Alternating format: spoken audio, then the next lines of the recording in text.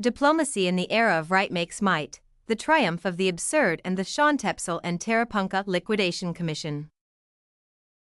The world of March 2026 has finally torn off the mask of a rules-based international order.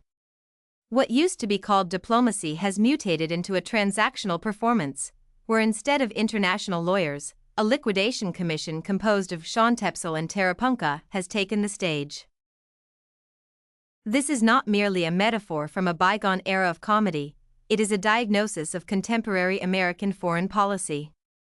When personal emissaries with zero conflict resolution experience travel to Moscow and Geneva to decide the fate of an entire nation, their goal is not justice but closing the deal at any cost. This is diplomacy where complex strategic questions are swapped for business schemes, and international law for the right of the powerful. Components of the diplomacy of chaos. The liquidation of law as an institution, the U.S. withdrawal from the UN, ICC, WTO, and dozens of other conventions is a deliberate dismantling of safeguards. When a superpower declares that signatures on international treaties are no longer worth the paper they are printed on, it automatically legitimizes the aggressor's genocidal practices.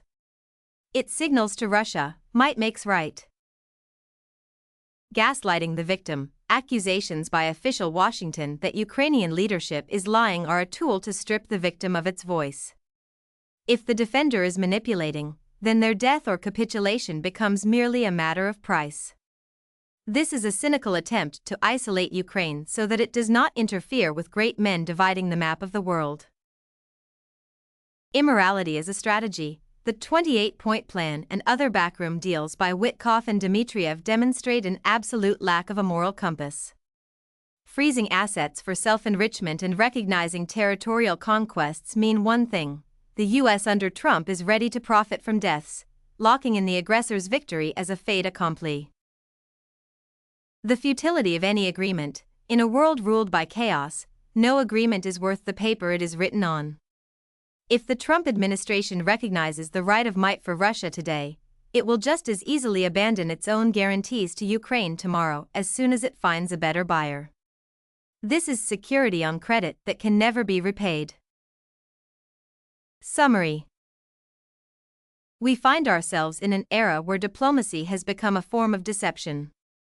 Trump is not just letting Russia slip away, he is becoming the co-author of a new reality where genocide is a permissible tool of foreign policy if it is economically justified. When Shontepsel and Tarapunka travel to negotiate with the aggressor behind the victim's back, they are not bringing peace. They are bringing an act of surrender for the entirety of Western civilization to the cult of brute force. For Ukraine, this means the time for relying on Washington's word of honor is over. In a world without law, the only hard currency remains one's own weapons and alliances with those who have not yet forgotten the difference between peace and capitulation.